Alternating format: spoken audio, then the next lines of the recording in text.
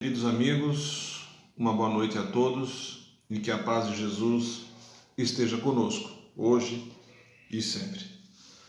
Na noite de hoje, em alguns minutos, nós vamos aqui tentar relembrar a participação do nosso querido Chico Xavier no programa Pinga Fogo da TV Tupi, Canal 4 de São Paulo, realizada na noite do dia 28 de julho do ano de 1971, a completar, portanto, agora 50 anos desse programa que foi um ícone da televisão brasileira, visto que na época atingiu 86 pontos no Ibope e fora também um marco para o espiritismo, conforme o próprio Divaldo Franco declara em entrevista no ano de 2005, dizendo que o pinga-fogo daquela noite teria sido um divisor de águas, porque o nosso querido Chico Xavier teve a oportunidade de expor ao público brasileiro,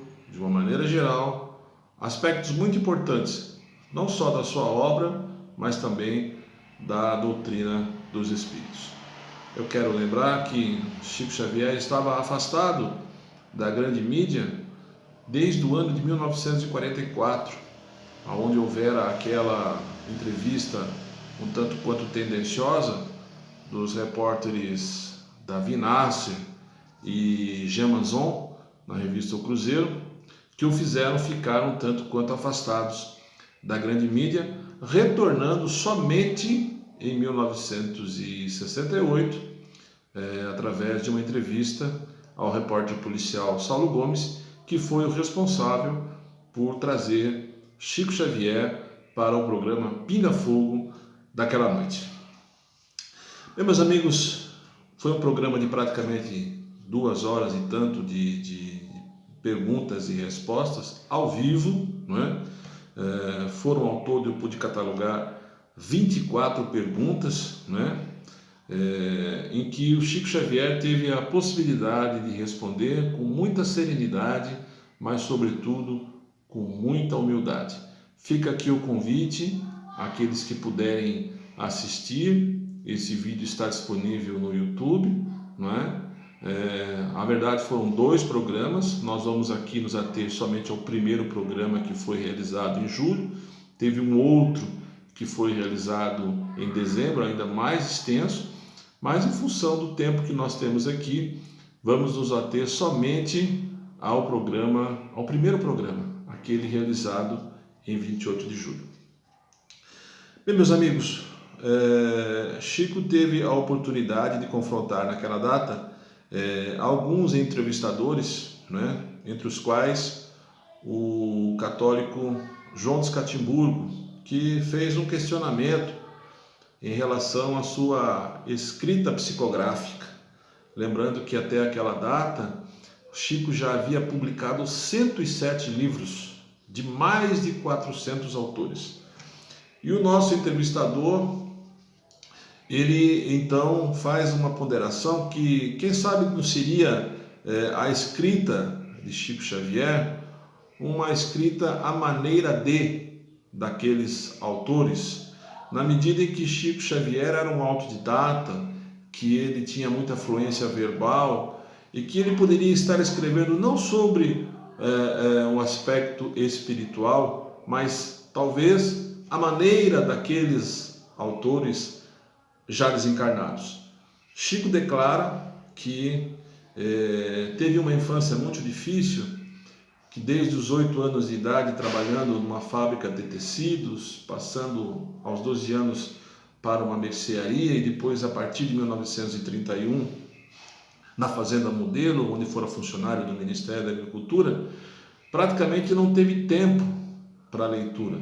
Além do mais, ele tinha uma família muito numerosa, que ele próprio era arrimo, não é? E também apenas havia concluído o curso primário, que ele não tinha condições sequer de estar à altura daquela obra, né?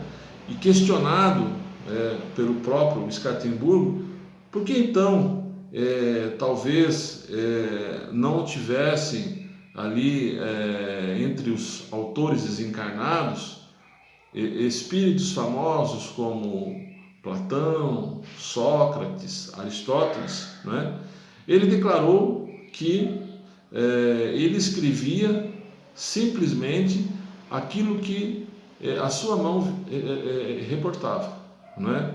Era uma escrita mecânica, embora muitas vezes era uma escrita psicográfica consciente. Declarou também que muitas vezes, em especial nos romances romanos, aqueles ditados por Emmanuel, ele tinha quase que uma visão daquilo que estava sendo narrado, que via a mão escrevendo, mas não tinha acesso aos acontecimentos ou ao decorrer da história propriamente dito.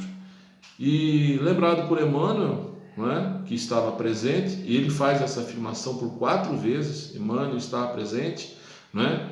Ele lembra que o livro é um instrumento, é um meio entre o mundo espiritual e o mundo visível, né? E que o primeiro livro escrito na humanidade foi um livro de pedra, os 10 mandamentos, né? O mundo do mundo espiritual, psicografia de Moisés. Ele alerta também que no futuro a ciência ainda vai compreender melhor os aspectos da mediunidade, né? Falando um pouco sobre a reencarnação, ele foi questionado pelo pastor evangélico Manuel de Melo, né, sobre a criação humana, né?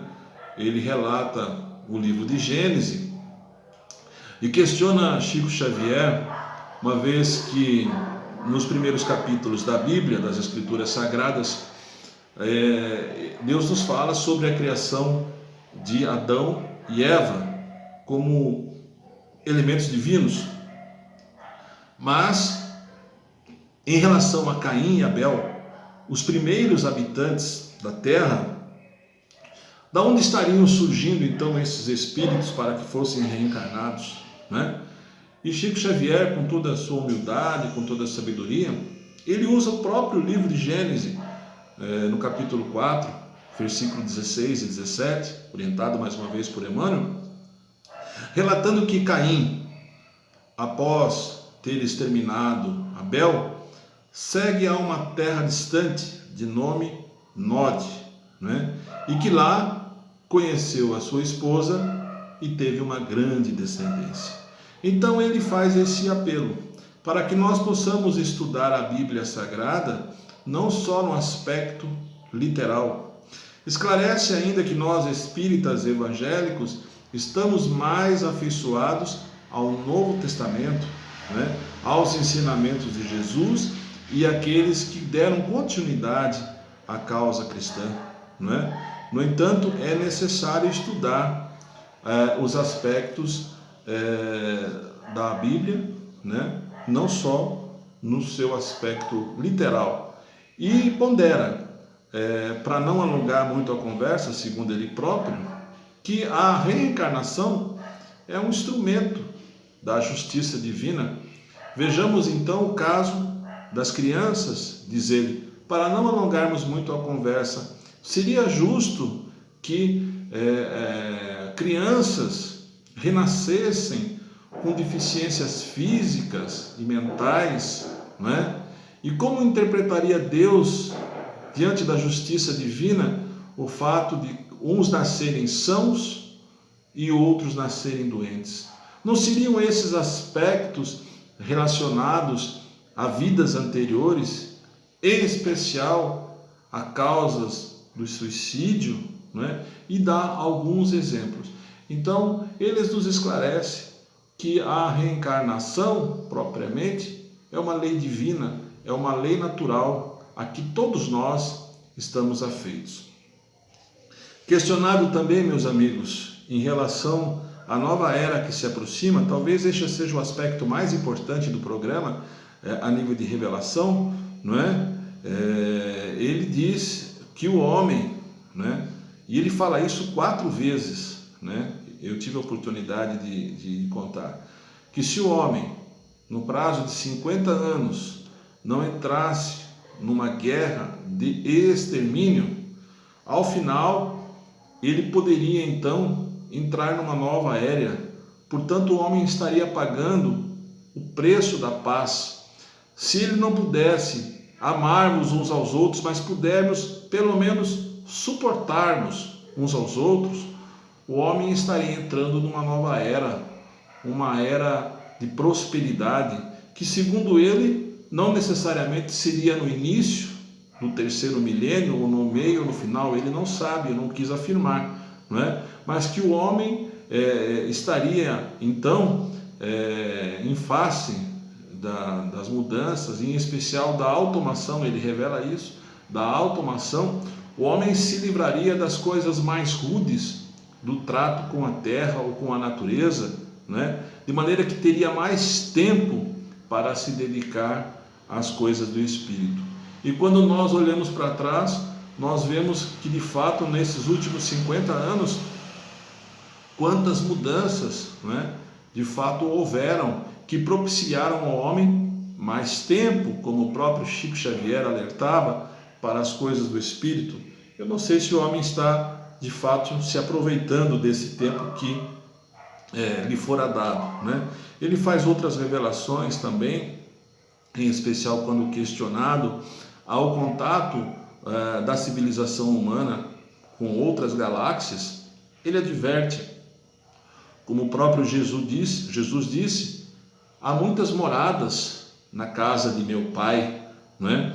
E diz que muito provavelmente, em face de tomarmos a Lua ou habitarmos a Lua, né, naquelas cidades estufas ou cidades de vidro, aonde a própria Lua serviria os recursos para a estadia do homem lá, com a existência de água, inclusive no solo lunar, o homem poderia sim ter contato com novas civilizações, e que isso levaria ao homem encarnado aqui na Terra a compreender que não está sozinho nas leis do universo, e que então estaria por fim a era bélica no solo terrestre, né? Porque então o homem estaria ciente de que faz parte de uma família universal. E aliás, nós já estamos vendo isso, né?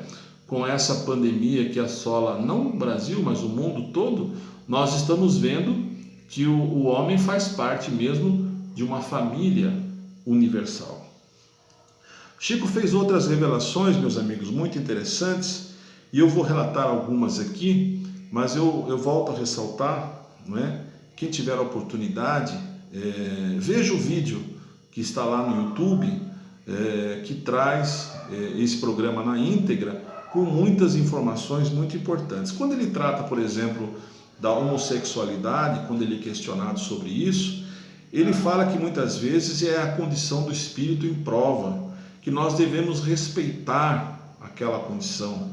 E ele não está falando aqui da viciação propriamente dito, né, e dos desvarios do sexo, mas ele está falando propriamente da condição do espírito em prova, né? E quando questionado a respeito da fecundidade, ele fala também da fecundidade espiritual. Nós estamos vendo hoje realmente muitas famílias sendo formadas, não é? Em que os filhos são admitidos como filhos do coração, né? Ou seja, uma família espiritual. É preciso, segundo Chico, respeitar a condição daquele espírito em prova. Com relação às curas no mundo espiritual, ele fora questionado por que ele próprio não se submetera à cura do mundo espiritual, visto que ele tinha um problema grave na vista, né? E ele adverte que muitas vezes as doenças, né, são como se fossem travas para o espírito, e que a doença que ele possuía é como se fosse um instrumento que o mantivesse na conduta, porque se ele fugisse da mediunidade do trabalho, ele sofria muito, né? Então muitas vezes nós precisamos entender que as doenças muitas vezes são instrumentos de nossa reparação. Aliás, pegando um gancho sobre isso, há uma pergunta em relação à religião de Umbanda, e ele acrescenta justamente isso, que temos que respeitar todas as religiões, em especial a religião de Umbanda, e que, dentro do ponto de vista kardecista ou kardeciano, não é? As curas, elas acontecem na hora certa, na medida em que tem que acontecer, porque as doenças, elas muitas vezes, como eu disse lá atrás, e ele próprio relata isso na sua vida, né? São instrumentos da reparação. Quando ele fala da vida no mundo espiritual, meus amigos, quando perguntado sobre se existe vida e se há evolução no mundo espiritual, ele afirma que sim, que a vida se dá nos dois planos, assim como no mundo encarnado. No mundo dos desencarnados, há uma aglutinação de espíritos por sintonia e afinidade, e que a evolução sim pode se dar em dois planos.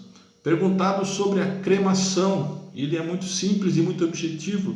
Ele fala que concorda nos termos da cremação, desde que se respeite 72 horas, para que haja o desligamento do corpo físico, né? Total desligamento do corpo físico. Questionado sobre a questão do dinheiro ou a questão do trabalho, ele explica que o dinheiro é o sangue da sociedade e que ele precisa circular, não é? Que a terra nos dá tudo o que nós necessitamos e que se existe fome na terra, não é por culpa da natureza e sim do próprio homem. E ele adverte: a vacina contra a miséria é o trabalho. Então nós não podemos condenar a questão do dinheiro. O Espiritismo propriamente não condena, mas compreende que o dinheiro necessariamente precisa circular, não é? Para que todos tenham acesso a essa condição. Foi perguntado também sobre a participação de Judas Iscariotes no processo de crucificação, onde ele coloca que não tem muitas informações e nem sabe, mas adverte que muitas vezes nós reencarnamos com determinadas tendências, né? E que Judas provavelmente tinha uma certa tendência política e ideológica e não soube se superar, de maneira que ele caiu, não é? E foi instrumento, vamos dizer assim, de um episódio muito importante da civilização humana. O programa termina com uma psicografia, não é? Do poeta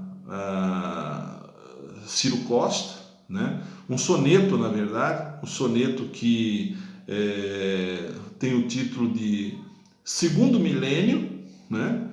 E posteriormente Chico, ao concluir o programa, faz uma oração do Pai Nosso, na presença de todos aqueles que ali estão.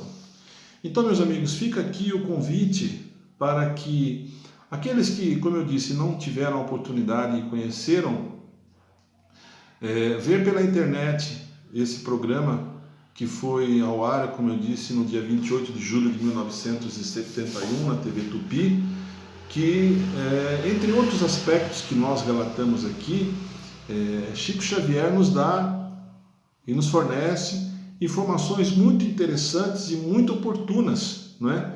Que no decorrer do tempo, vamos dizer assim, elas foram acontecendo, não é? E foram se verificando.